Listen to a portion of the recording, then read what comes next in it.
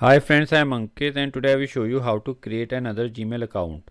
Friends, if you want to create a new Gmail account, then you can very easily do it by opening Gmail app on your mobile phone.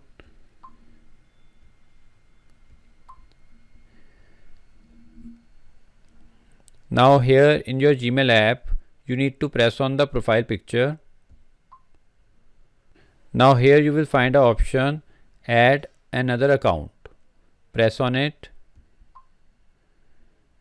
Now here select Google.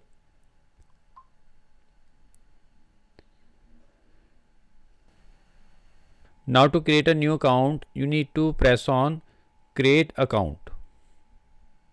Select the reason for making an account. If you want to create account for personal use, then select for my personal use. Now here enter your first name.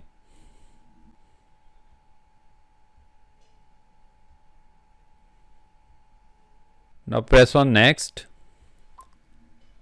Now give your basic informations like date of birth, etc. and your new Gmail account will be created. So friends, like this you can very easily create another Gmail account on your mobile phone.